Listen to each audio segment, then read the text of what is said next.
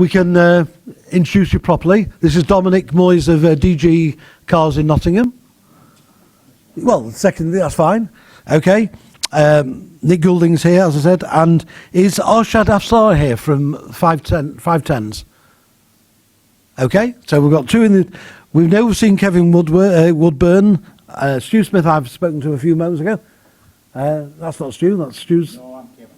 Oh, Kevin, you're here. Yeah. Lovely. Please come in and sit on the... Loitering. Yeah, I can see you loitering.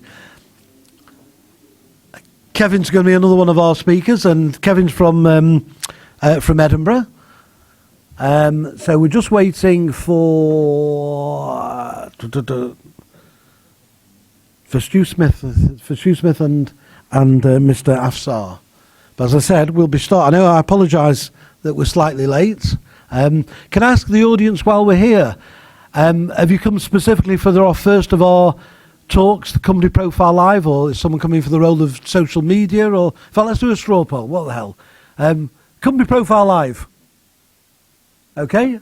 Role of social media. Right. Okay. Well, they've come to see you, boys. You'll be up later. We've got some driver workshops on forming an association. Yep, okay, gentlemen. And then we've got our keynote address at just gone 1:30. It's advertised at 1:30, but we should be back on track by then. We've got two ladies from DEFRA on today's current hot topic, clean air zones. Has anyone come here to hear about that? Well, I see you two will be here for the duration. I hope you'll be asking questions as well. You're on the who? Ah, right, okay, yes, we're on the drive one, okay. And then we've got our Q&A forum to conclude the proceedings at about 2:30, 2:45, which is our standard closing, where, as I said, as I keep saying, please come to the front, gentlemen, please come to the front. The purpose of all these seminars is to have the questions you want answered.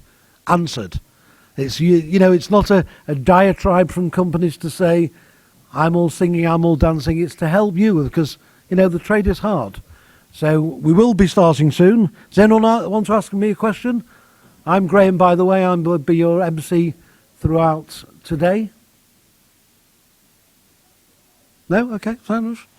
Well, just talk among yourselves.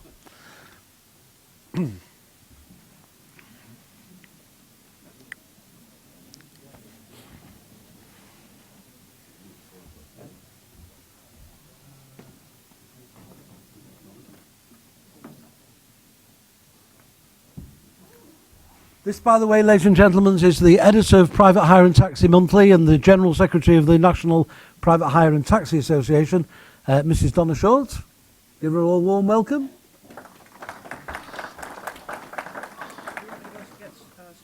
If you can, yeah. And also, we need to make a decision on Mr. Afsar.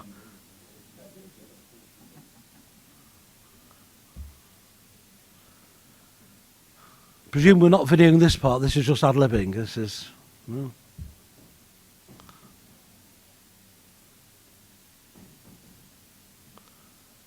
Well, I have to say, I am bowled over by the attendance for our first seminar. Can I ask, just by way of thing, where have people come from today? I mean, obviously, London, Birmingham's going to be, well represented because we're close. But anyone north of the border? Anyone come from Scotland? Apart from you, Stu, yes, we know where Edinburgh is. What about Wales? Sorry, is Edinburgh not in Scotland? Oh, no, I saw. And anyone from my neck of the woods in Manchester, anywhere around there? Lancashire? Oh, well, we met last week in my offices. Okay, that's Mr. Tommy Rook over there. And obviously, London, presumably, home counties, that's going to be well represented. So in this great thing we're hearing at the moment about the north-south divide and the north being this big powerhouse, where is the north-south divide? Is it Watford Gap? Does anyone want to? Is it Newcastle? Is that? Fleece. Leeds. Okay, so Leeds. Okay. I would hand microphones out, but I'm the only one here at the moment.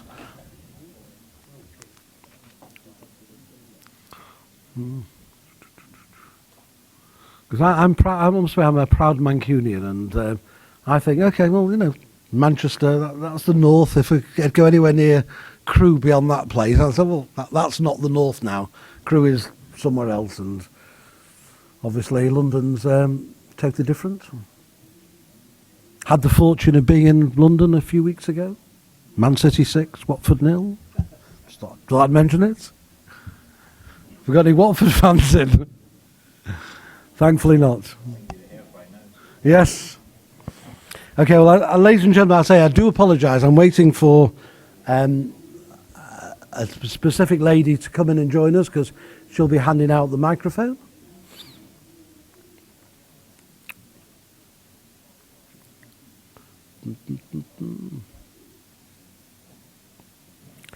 So just to give you a brief synopsis of the first seminar, the first workshop that's happening on Company Profile Live, we have 5 representatives of their own taxi companies and work for taxi companies to explain how they're surviving. I have Dominic Moyes, who's the sales director of the DG Group based in Nottingham, who obviously I'll bring up on the panel. In fact, what I'll do is, so that everyone doesn't feel like they're in a Dragon's Den or a mastermind, we'll bring all 5 people up on, and then I'll ask a question, or Donna will ask a question of each one of you, and then we'll go back and forth. But please, this is your seminar, so please ask any question. This is why these people are here. So I've got Dominic Moyes, who's the sales director of the DG Group in Nottingham. I've got Stu Smith, who is the business development manager of 247 Transport Solutions, Hastings area. Kevin Woodburn, from as he's pain to tell me, from the director of Edinburgh City Private Hire, and Nick Goulding, who is the managing director of Club Class Travel in Northwich. And I'm just we found Stu. So Stu, yes, that's fine. I'll be bringing people up in a few minutes. As I said, I literally will be starting, if you just bear with me, 4 or 5 minutes until Annabelle brings the microphones to ask questions. In fact, Donna, can I ask you, do you want to get Annabelle now? And I think we're full, because I need someone to hand the microphone out. Huh? Annabelle and the mics. The mics are here. Everything's done. We just need Annabelle.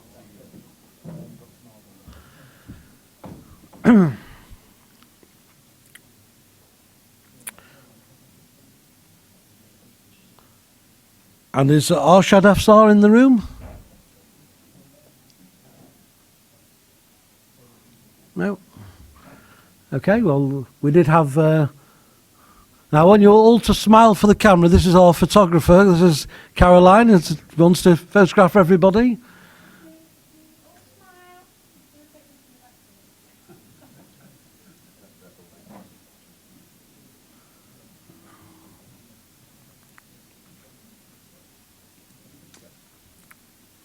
So we have arranged 5 people from 5 companies.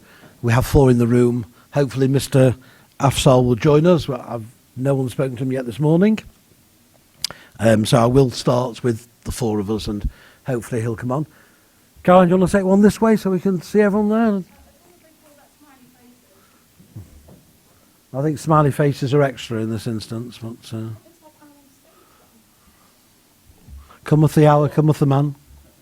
So I'll be walking around all day today, and I'll just be taking some pictures, so, you know, that's it. Nice big smile. Say taxi. Oh, she used to be enthusiastic. She used to be a dentist.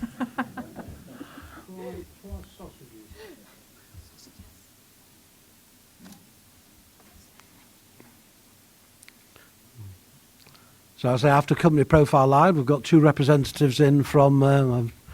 I can't keep ad-libbing forever, so I've only got a few minutes. I've got 2 representatives from Curtis Gabriel, who want to talk about, or we're here to talk about the role of social media, which we know is a big, big topic these days. Things have moved on an awful lot over the last, even 5 years, you would say, gentlemen.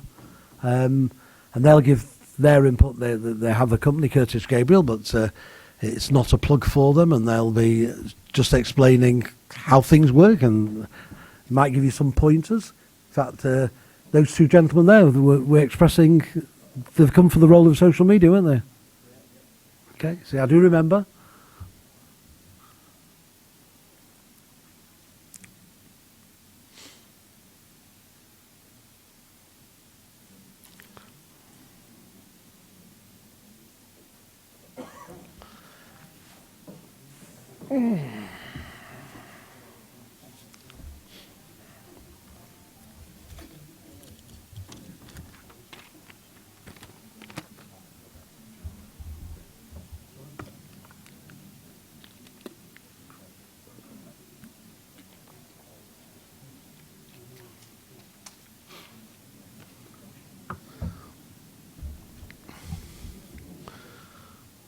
See a gentleman at the back of the room, which I've not seen since last year. Hello, sir. How are you again? I forgot your name, I'm afraid. Peter. Sorry, we'll get you a microphone because I remember you asked a question last year. Please take a seat. I think we're about to start. Okay, right. We'll just let Donna sit down. I'll introduce everyone properly and formally now. Yeah, we've got two microphones. Right, so just explain the situation. Annabelle, who for ourselves, has got two microphones, and she'll be going round. Anyone who wants to ask a question at any particular time, put their hands up. And Donna will be asking the main questions. Donna, you want to sit down? Okay. Thank you for coming. I do apologise, we're 10 minutes late. And this is our first of our operator workshops, which is Company Profile Live. The overall theme of this year's show is the fact that our industry is evolving. Don't be left behind. So it follows that the first of our operator workshops is all about sharing solutions for survival. So to that end, hopefully, as I said, we've got 5 companies coming up. At the moment, we've got 4.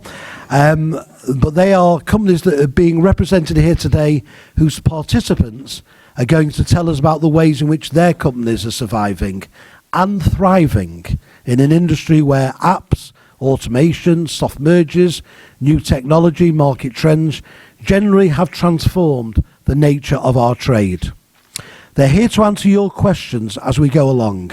So please, as I said, please feel free to put your hand up, ask any question of them. They don't bite, and it would help this interaction for it to work. So let me introduce the 4 people at the moment who are coming on stage. We have Dominic, do you want to join us? We're Dominic Moyes, who is the Sales Director of the DG Group in Nottingham. Sit in anywhere you want, Dominic. We have Stu Smith, who is the Business Development Manager of 247 Transport Solutions. I'll explain their role in a few moments. I've got Kevin Woodburn, who is the Director of Edinburgh City Private Hire.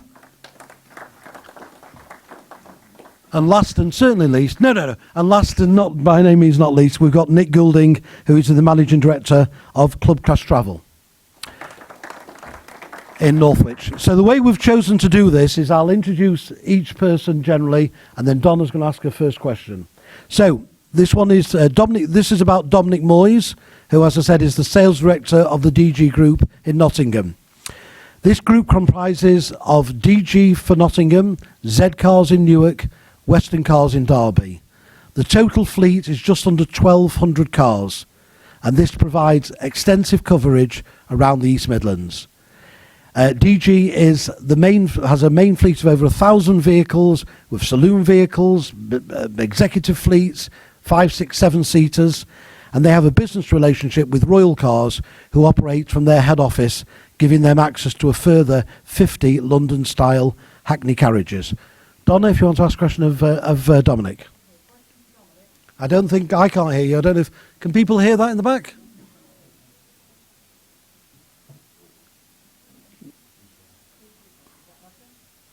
No, Carl, do you want to? Donna, it's not your fault. We'll sort the technology out. See, not only is industry evolving, it's technology is evolving. Now then, how's that? Okay, well, fine. The question to Dominic, who's got his microphone to answer. Okay, question for Dominic. You said many times before that the working relationship with your council is crucial to your success. This must really apply even more so now with the recent Clean Air Initiative discussions. How do you rate your council as regards communication, and how does this relationship benefit your firm during the Clean Air strategy? Did anyone hear that? No.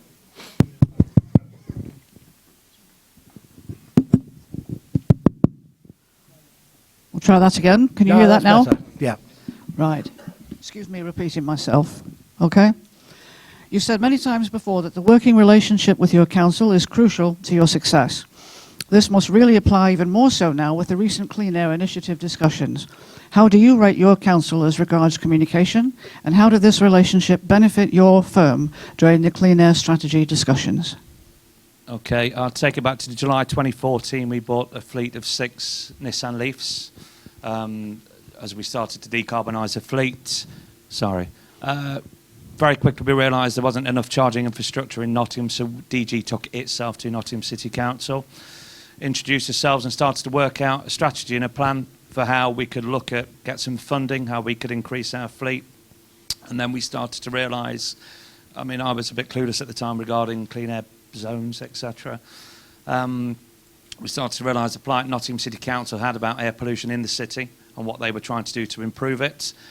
About 2015, we became a supporting partner in their OLEV bid. So we were in consultation periods with the Energy Saving Trust, a variety of organisations coming to see us at DG. We wrote supporting letters and a variety of other things to support Nottingham's bid, and they were successful. Along the way, we'd also managed to secure some funding for DG from the City Council to have rapid charging units installed at 2 of our sites based at Colwick in Nottingham. So that was quite a good thing for us. We were supporting them, providing we made them publicly accessible.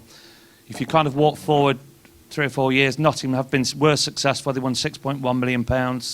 It's a lot more complex than you can ever imagine. I'm no expert by any stretch of the imagination. But the problem they have now is finding sites where to put the charging infrastructure.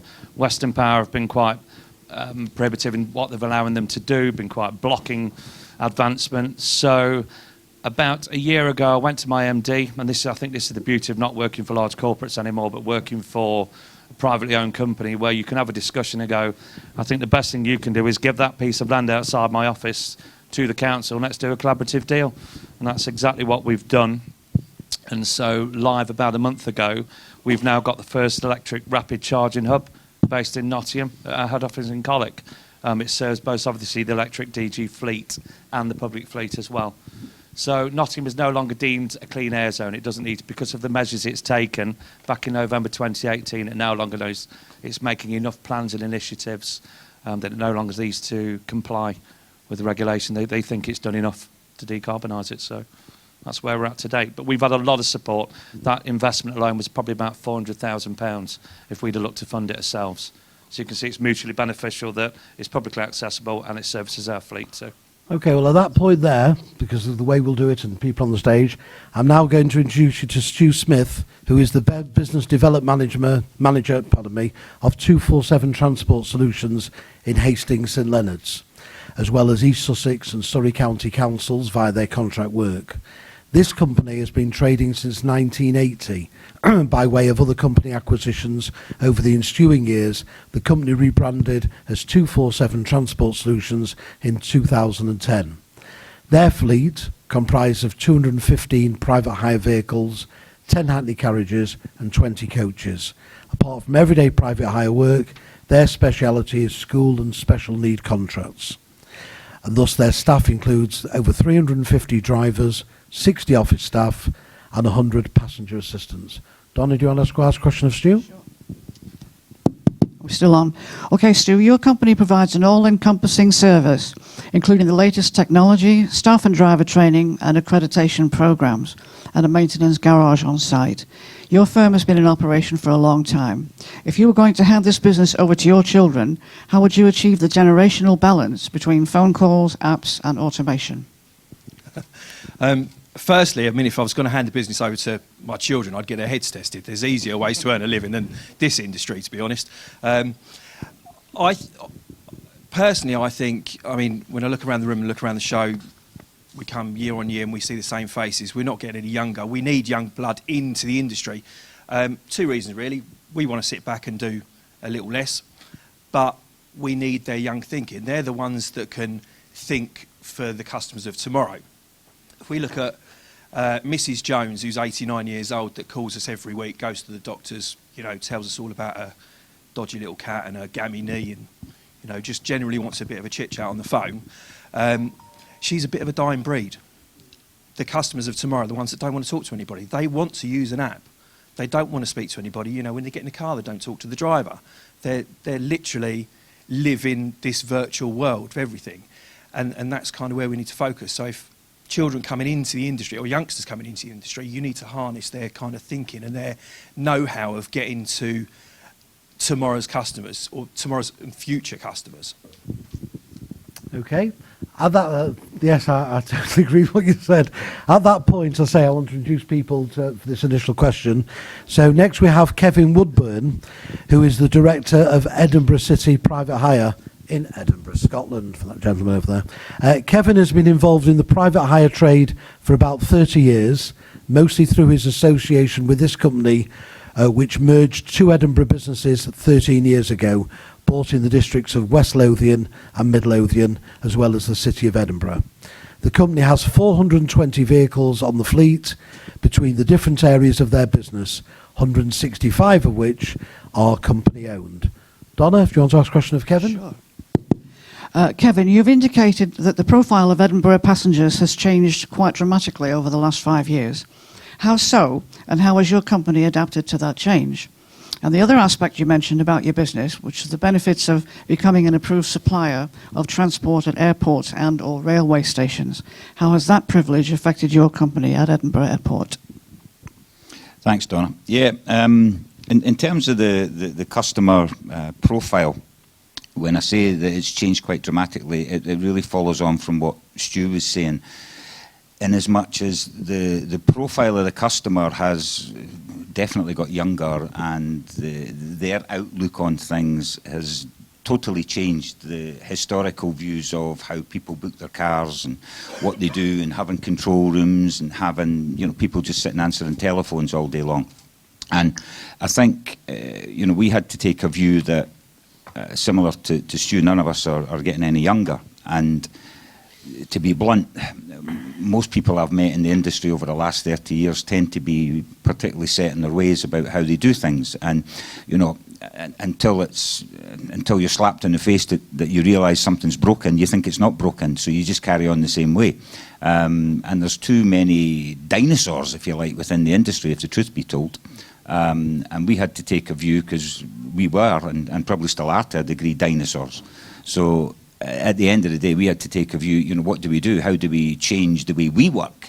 If we can't impact customers directly in what they want, and again, it, you know, falls into the customer profile, everybody will talk about their customer base, and you know, Stu mentioned, you know, 90-year-old customer that picks up the phone, etc. We all think we're experts in this trade. We all think that we know all the answers. The truth is we don't. We know what we know based on our business and how our business works. But what we don't do, in my opinion, enough of, is actually go out and ask the customers, what is it the customers want?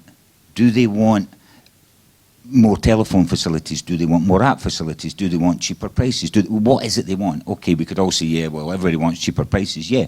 But that also comes at a cost. Does it come at a cost based on a better service or a lesser service for a better cost? At the end of the day, we don't impact on the customers enough, in my opinion. And that's something we started to change about 7 or 8 years ago. And obviously Uber coming into the marketplace changed the whole profile of our business as well. And I think that applies to quite a lot of the people in this room. And some of the things that we've changed are relating to drivers, and you know, how we charge drivers now as opposed to how we used to charge them. And it's a question of adapting to the marketplace. But unless you know what the marketplace is, how can you adapt to it? And if you don't ask your customers, how are you going to know? Because if you're an expert, everything would be rosy in the garden, wouldn't it? But if it's not that rosy in the garden, if you're being realistic with yourself, then you have to ask the customers what is it they want and then adapt your business accordingly. So that's what we started to basically 7 or 8 years ago. So Okay. long-winded answer, but hopefully the right answer. No, absolutely, Kevin. Next, I'd like to introduce you to Nick Goulding, pardon me, who is the managing director of Club Class Travel based in Northwich. Now, Nick has been a speaker at our seminars before, so you may have heard him at previous expos.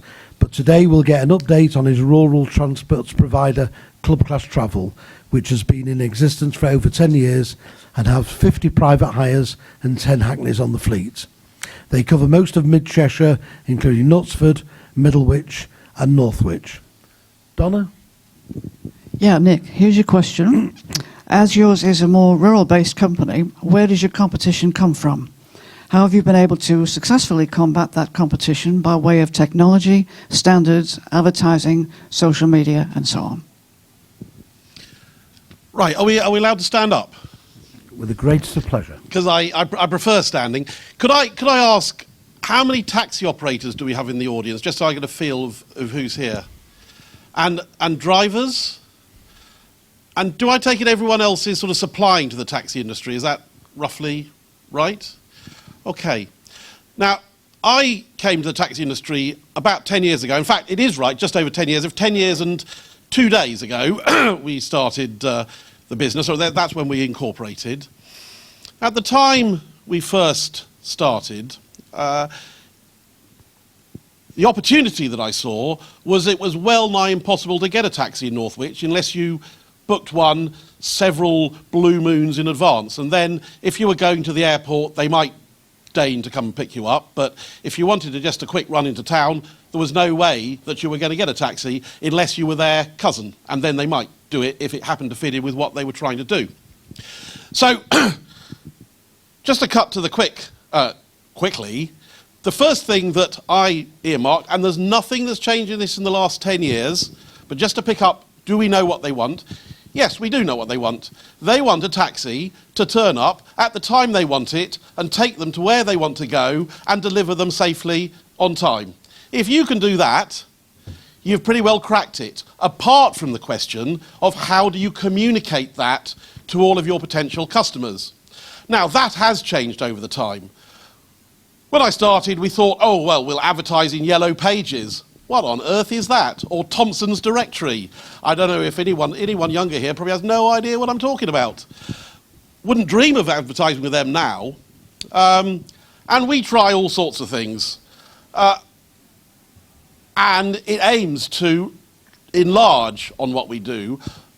But above all, it's a question of doing jobs.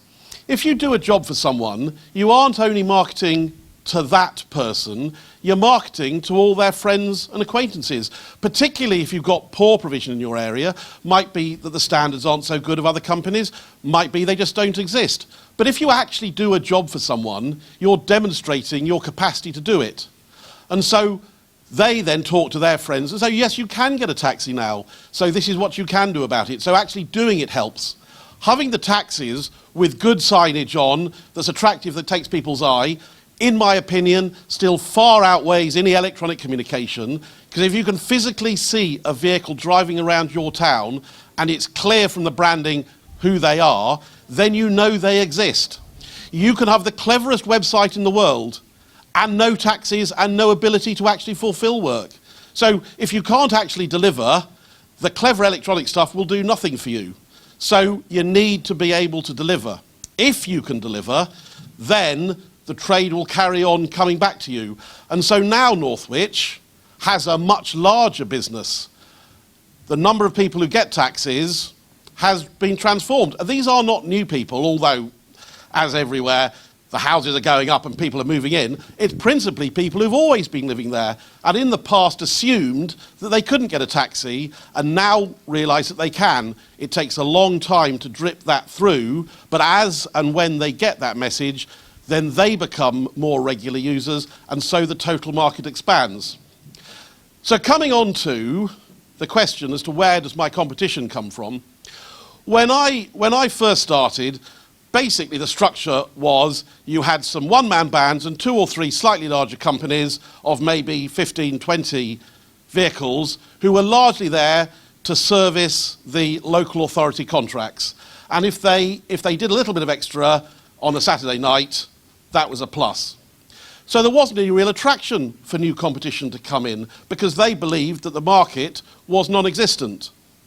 As we grew the market by being there and doing those jobs for people, so it became more attractive, but the people who first threw their eye onto it were some of my existing drivers because they thought, oh, it's really easy running a taxi company, anyone can do that. And so I've had several who've left me, set up their own business. I've had several that have then gone out of business and gone away, and I have some more that come along behind because they think that they can do it as well. And there's nothing more gratifying to me than seeing that competition with their vehicles having done their school contract, which they get because I won't speak to my local authority, such do I hate them. They hate me just as much, I should say, which is why we don't bother trading, but I do all my school runs for the next door authority because they're more reasonable. However, that does leave the court open on my part, so they get these contracts, but then they sit around all day, and I love seeing their taxis lined up in queues outside their offices doing no work. You won't see any taxis outside my company because they're around the town driving people around. And that's what you want, is the wheels rolling. So at that point, Nick, can I stop you? Because obviously we've got things to do. And Just one more thing I Go on wanted to then. say, just final thing, looking around, sorry to dominate it, but the final thing I've noticed is the longer my beard has grown, the more customers that I've got. So I can see there's quite a number of people going down the line here. You will be doing well. So congratulations, particularly on the grey-haired beard there. I think you're lined up for a good business. So the principle is if you're hirsute, then you're going to succeed in You business. are, yeah, that's it. Okay. Right, before we have a supplementary question for these four gentlemen, can I throw it over to the audience? Does anyone, what have you heard so far, want to ask a question, another question before a second prepared question? Anyone put their hands up? We've got Annabelle coming round with a microphone. Yes, gentleman over there.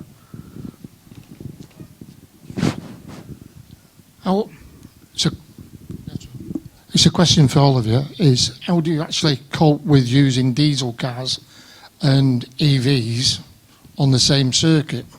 Because it appears, as my Epson ink, I've got 5 inks there. It shows you all the inks, the different colours they've got.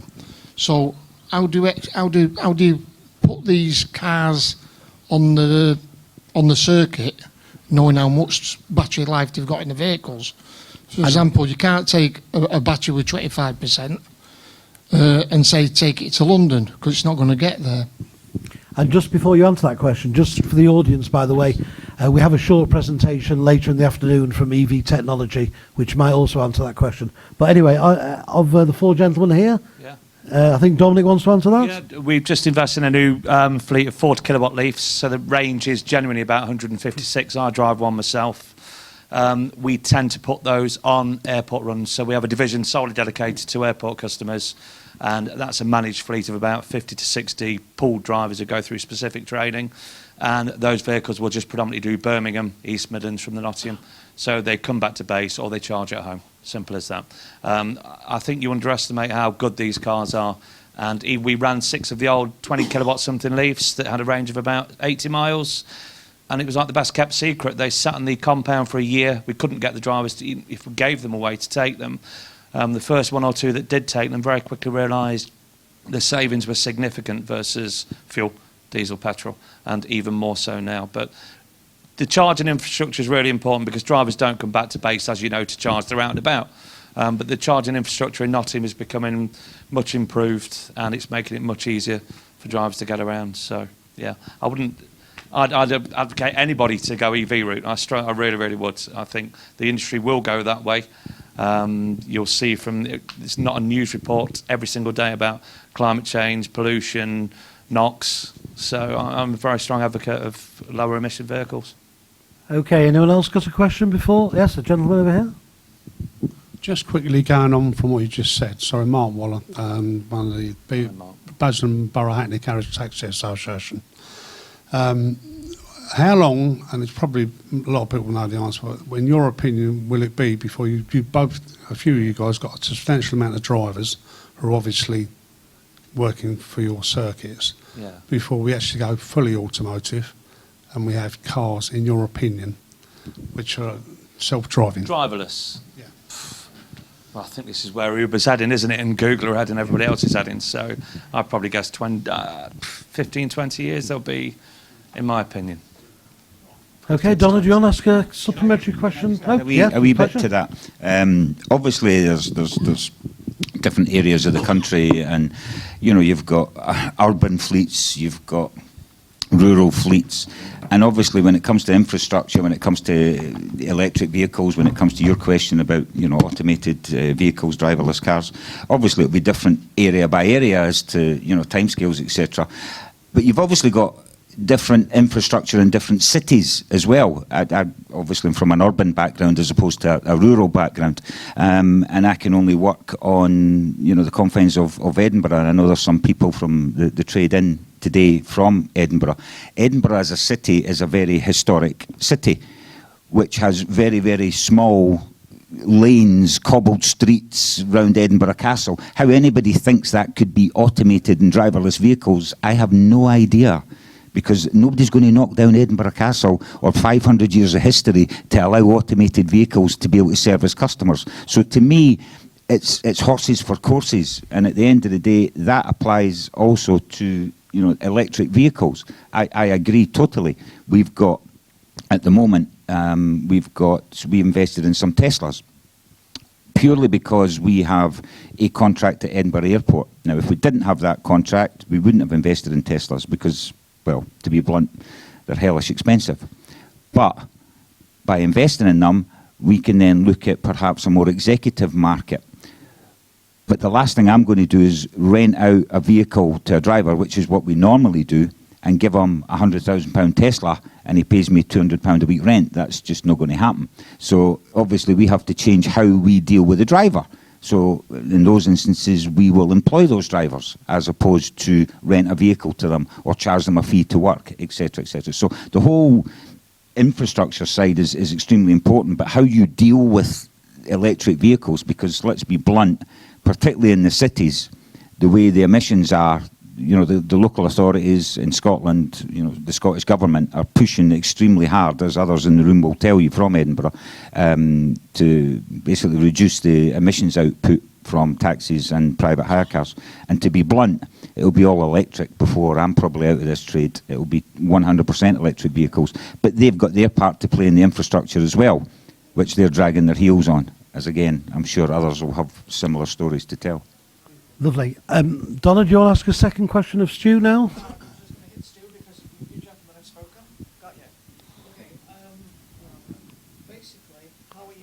How are you increasing your customer base? It's a difficult one. If you think of the customers in your area as a pie, you and your competitors have your own slice of that pie. So the only real inroads you make is through taking slices of your competitor's pie.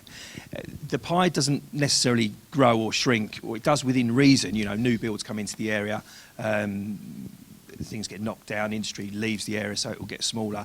It kind of fluctuates, but only within a very small parameter. So, for instance, new builds, what we do with a new build comes into our area, 1,000 homes go up.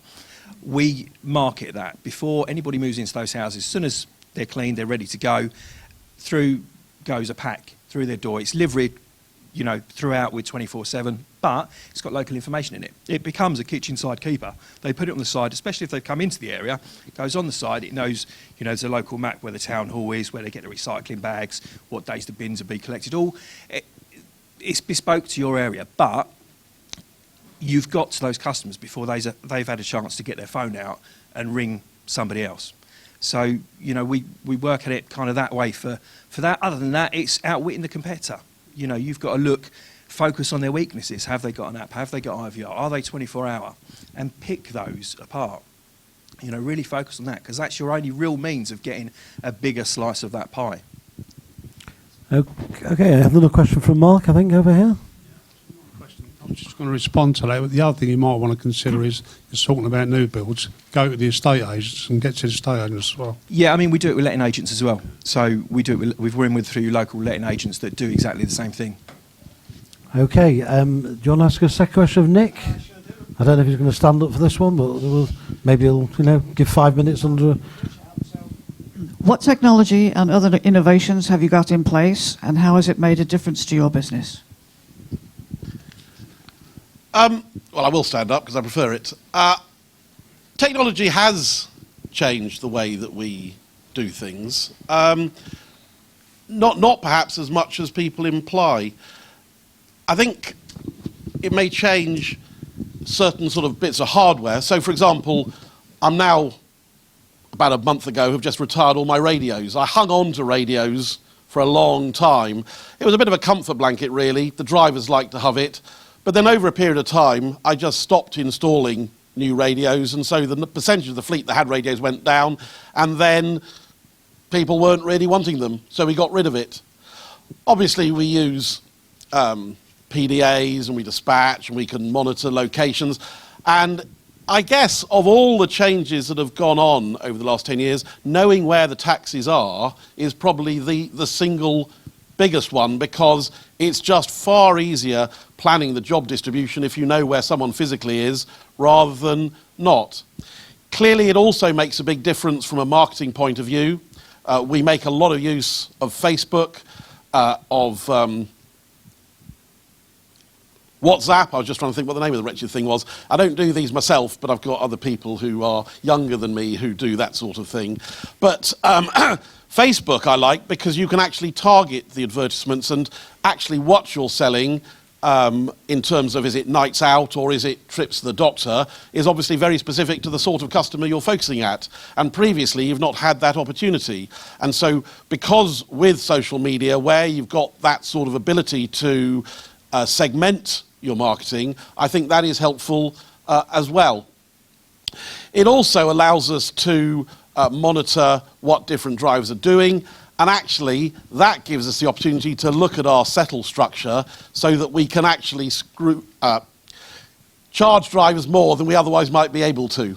And there are various ways in which we can do that. I'm probably not going to go into all of those in detail at the moment, but if there's an operator who wants to talk to me about it afterwards, I could do so.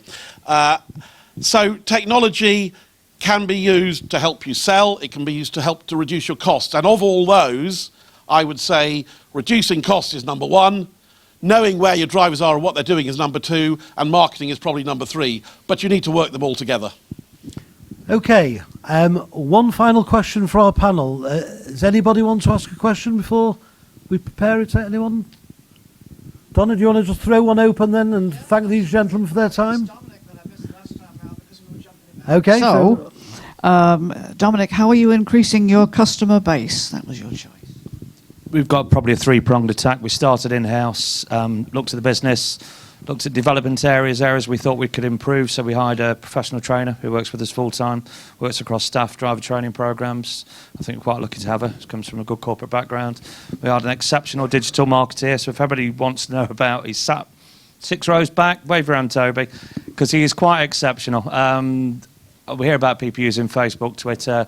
This guy's taken it to a whole new level about how we market digitally. And I do mean that hand on heart. So not only from that, we're now using all the data very cleverly to understand where the customers, when they're booking, why they're booking, journey types, and how we market to them direct. So we've taken it to a complete new level. From my end, I look after the sales. So just as the guys have said here, I found this industry is very transactional. Somebody wants to open an account, you send them taxes. That's been it. We don't do that anymore. We go and meet the customer. We do quarterly reviews. We provide them with management information. That's CO2 emissions, mileage reports, average distance, average spend. And that's quite critical. So I probably work with the top 50 accounts from Capital Ones through to Experian, etc. And we work on that basis. We do cold call. So we will work on an OXO, we go to one, we work with Nextdoor and so on, and develop it that way. We don't do much marketing for account customer. So I look after probably about £4 million a year in terms of invoice revenue, which is quite substantial. But you also have to be across that £4 million a year. So what you're saying, Dominic, is you go the extra mile for your customers? We do as much as we can. We hit on Taxi Butler probably 2 to 3 years ago. So we've got 100 butlers in all the key locations that we've identified give us good amounts of cash work. And what I you don't do- want to be too specific on things that you've got. So, Okay, And but- I have to say, in regard to that, we're now going to come on to our second tour operator workshop, which is the role of social media. So I think that's a good. Introduction. So Cool. may I first thank the 4 gentlemen here for coming up: Dominic Moy, Stu Smith, Kevin Woodburn, Nick Goulding, and that concludes our first company profile. Thank you very much, gentlemen. So, following directly on from that, as luck would have it, it's almost as if Dominic had primed me to how I was going to introduce it. We're now having a operator workshop on the role of social media. Now, we have a company called Simon Curtis, and they a company called Curtis Gabriel, of which Simon Curtis is co-founder of the social media design and digital agency. Like in most awards ceremony, unfortunately Simon can't be with us today due to illness, but we've got 2 able deputies. We've got Matthew Rose and Levi Towell, who are going both adept, and I'm going to talk about the role of social media. Matthew, Levi? Once they've yes, indeed, absolutely.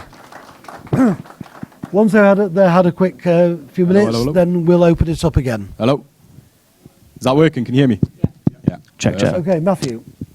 So I'll just quickly The role introduce of social myself. media. Yeah, so I'm Matthew Rose. I head up our transportation team at Curtis Gabriel. We work with about 100 fleets across the UK, so hopefully we know what we're talking about and hopefully we'll be able to help a few of you guys in here. And this is my colleague Levi. So my name's Levi. I am the business development manager at Curtis Gabriel. Matty's already mentioned we work with over 100 fleets in the UK and US. So yeah. Yeah. So just for a quick show of hands, how many people in here are using social media at the moment?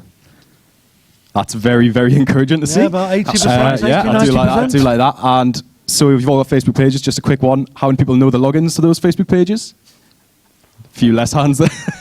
Less than a quarter. And that's brilliant. So essentially, one thing we found quite often is that a lot of people, you have social media, they know the importance of it, but they don't really tend to use it as much as they should. Something that, main pointer that I would give from a social media standpoint is you really need to be using it a lot, not just having one post every so often. You need to be building up your presence on there. That's where your community is going to see you. As the gentleman previously just mentioned, it's really about getting your presence out there.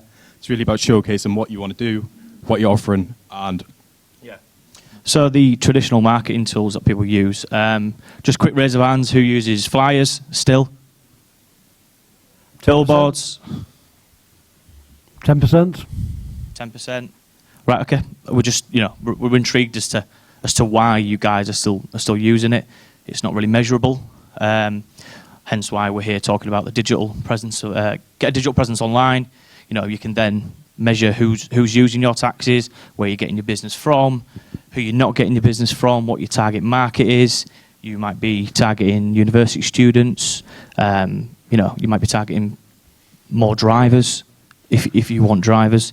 You have to tailor it to individual needs then, is that what you're saying? Yeah. it is, yeah. I think the main thing for social media is you've all got a key target that you want to do. Obviously, the main thing for everyone is more work. That's what we want. That's where we're going to get the money from. But how do you do that? You need to recruit drivers. That is something that you can do on social media. That's where everyone's going to be. Your drivers are going to be there. Your passengers are going to be there. Everybody's on there, whether it's Facebook, Twitter, Instagram, LinkedIn. They're your main 4 ones. But like the gentleman mentioned before, you've got WhatsApp. There's so many other different platforms out there. It's What about using them percentage effectively. of responses you get for driver recruitment on these platforms? Quite a lot. So, for example, we've done for a few of our clients where we've had upwards of 300, 400 potential driver leads through there, which is just off being quite, I think it's about a £300 budget, which getting that back, obviously, you're all well aware of how much your drivers pay you a week, which when you work out the numbers, that's absolutely fantastic. In terms of, on top of that, you can do app downloads, all about automation. I'm sure everyone here has an app, obviously, a lot of great apps out there. Another one is airport transfers as well. Yeah. All drivers love airport runs, so we can target people who've just been on holiday. Hit them with an advertisement on behalf of you guys. Mm-hmm. Yeah, and the main one for me about those 3 is your community integration, as I mentioned before. All of you guys, the big thing we've got in this room, which Uber doesn't have, is everyone here has got a face. I'm sure all of you guys are very, very well known in your local communities. Me personally, and I'm sure I speak for the common person here, I couldn't name one person who works for Uber. If you've got a problem with Uber, you have to go through system after system after system, and then you might get your money back at the end of it. If you've got a problem with you guys, straight on the phone, then we can take it from there. It's about showcasing that face to your communities. Yeah. Obviously, I'm sure you guys have done a lot of charity work for all of your sort of in the local area. Say if you've got like a local sports team you sponsor, if there's a local charity who you regularly donate money to. If you're not putting that out on social media, who's going to know about it? And you really, really need your communities to know that, because it's doing the sell without the hard sell. If you're constantly telling people, look, get a taxi with us, get a taxi with us, get a taxi with us, eventually they're going to get sick of seeing that. If we're continuously saying, look, we've just donated money to this beautiful charity, it's done really, really well, then people are going to say, oh, they're really, really good guys. They obviously care about the community. They're not just trying to take more money. They don't just want the jobs. And I think, you know what, I'll use them. I'll sack Uber off and I'll use them. So there's tons of different ways you can do it on social media. What you're saying is embrace change. Embrace change, definitely, yeah. Obviously, Times have changed. Yeah, the slogan of this entire thing is this industry is evolving. Like 5 years, a company like ours wouldn't have been anywhere near this sort of thing. Like social media, it would have just been point, ridiculous. gentlemen, So- I'll just throw it open. I Yeah. know we've got people here specifically about the role of social media. Yeah, of course. They might want to ask specific questions. So, gentlemen over there. Is there any sort of rule of thumb posting wise? Is it once a day? Is it 3 times a day? Is it once a week? We would always recommend once a day. Personally, the way all the algorithms work, there's a different algorithm for every platform now, which is incredibly annoying for us, and it changes all the time. But it is what it is. If you go too much more than that, then your posts are sort of competing against each other. So if someone who might not see your first post, which is a really nice thing you've done for charity, and then you put something up a little bit later, which might be a little bit more sales heavy, but they'll be fighting against each other. So someone might see one post, but they won't see the other.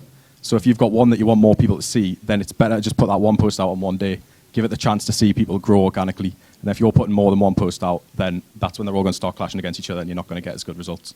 Presumably as well, if you flood the postings, then Of people course, will yeah. just say, oh, for God's sake, you It's know. them again. Yeah. Of course, yeah. Well, I agree. it is what it is. Yeah. If someone's seeing you on your page, just scrolling down, like for example, same company, same company, same company, same company, they're going to get sick of it, and the likelihood is they're more often than not going to unfollow your page rather than have a look at what you're offering.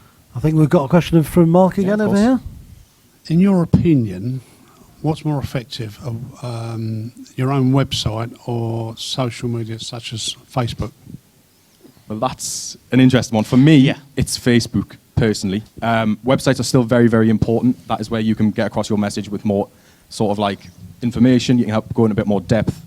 But Facebook is where all of your customers are at. Someone's got to really target and search for your website to get onto it. On Facebook, it's going to come up through advertisements, all that sort of thing. If they're in your local area, they're going to see it. And obviously, you know how big the sort of like community on Facebook is. So it's all about definitely Facebook. It depends what your target audience is, really. If you're wanting to hit students, you probably wouldn't even go as far as pushing it out as much on Facebook, because now, sign of the times now, not many people under the age of 30 use Facebook. Yeah. I don't use Facebook. I don't use Facebook. I'm just talking on behalf of someone at my age. Rarely use Facebook. It's all Instagram. Instagram, Twitter, interacting with the local community. We can, on behalf of you guys, we can tweet, a local football club saying good luck to the club today. They respond to it. It's a combination of followers that are going to see an advert for your taxis. If you're wanting to target students, you go Instagram route. Community engagements all through Twitter. So it's a question of name awareness as well. Yeah. Then. It depends on what you want to target. Yeah. Is there another question of Levi here, the business development manager? Yes, Sorry, just do this one first. or even Matthew. I mean, it's just that Matthew was dominating it. So Hi, yeah, my name's Nick Jones, ABC Travel. Hi, how you doing? We deal with you guys. I am one of the dinosaurs. Never did Facebook, Twitter, anything like that until you guys come along. One thing I can't understand, and I still go on it now, and I'll go on my own Facebook site from you guys, that, for example, on a Monday, there's a cup of coffee on the page saying Happy Monday. How does that actually work? How would they get people using taxis? So what it is, that is more community integration. A lot of the stuff that goes on there, if we were constantly posting on there your services, like just everyone would just be saying, look, they're putting the same stuff up again and again and again and again and again. They're going to click off your page and they're just not going to use it anymore. That sort of thing is just sort of like a little fun way for people to like have a look at the page and say like, oh, right, okay, I'll have a look at a bit more information into that. Like the first thing I think about on a Monday morning is a cup of coffee. Yeah, it's true. A lot of people do. It is, and then if I if I'm scrolling down, I see a cup of coffee, I'm going to go, oh, just what I need right now. And then I can see you guys advertising for a taxi at the same time. It's almost like word association, cerebral association, something like that. Of course, yeah. Definitely. Yeah, we market mostly to corporate business. Yeah. So obviously LinkedIn is the main sort of place B2B. to, yeah. But what sort of content would you be looking at for that? What would you sort of, what's important? So for LinkedIn, Before you answer that, the gentleman at the back there, could you please, we're trying to have a seminar here. Thank you. Sorry, did you? It's all right. So sorry. Yeah. So for LinkedIn, obviously business to business, that is the main aspect there. For that, we tend to keep things in terms of tone, in terms of like emoji use, that sort of thing. Very, very corporate. Like, don't put anything else on there. I'm sure everyone else in here has a personal LinkedIn that you use quite often. Have you created a business page for your? Yeah. So for the sort of content, we always put on there account work, that sort of thing, airport transfers. So a lot of people, business airport transfers, that sort of thing. With LinkedIn and Facebook, you can target ads directly at people who are looking to travel or who have just returned from traveling. So in terms of airport transfers, corporate content, it's all about executive services, what you guys offer, what you can offer that's better than your rivals, and that sort of thing on LinkedIn, definitely. Any more questions? Yes, we have one over here. Oh, yeah, thank you. Can you just tell me, out of all the ratings that these sites offer, what would you consider to be the most important, the one at the top of the tree that people take notice of most? In regards to, what do you mean in regards to ratings? In regards to ratings, so you have Google rating, right. How many likes, the rating value, what one would you consider to be the highest? I think it differs for what we would judge it on compared to what your consumer would judge it on. Yeah. In terms of the consumer, if they're seeing things with a lot of likes and a lot of comments, they're going to engage on that sort of stuff because it's organically done well. For us, in terms of measuring whether we're doing well for you or in terms of how your businesses are doing, probably I'd say Google reviews is quite near the top. When people search for a taxi, they're obviously going to search your location and taxi. If you guys are coming up at the top, then on the right, obviously you're going to have your Google listing with your number, and then your review is going to be under there. On Facebook, obviously Facebook reviews are quite big as well, but there is the option to disable Facebook reviews if you get a particularly bad one or something bad happens in your area where one of your drivers is connected to it for whatever reason, you can disable it for a limited period of time until it calms down. But in terms of Google, I think Google's probably the biggest one that's going to get targeted there. Okay, I'm going to close this down unless we have any other questions of our two gentlemen. Okay, I feel like an auctioneer closing it down. Matthew, Levi, thank you very much for your time. Cheers, guys. Thank you.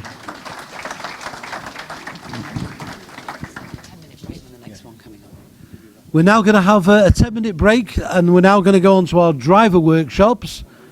We're starting off, get everything set up, but we're starting off with the reasons for forming or joining an association, followed by an accountancy driver workshop, and one on driver vehicle training and in-vehicle CCTV. So roughly about 10 minutes. Okay, thank you.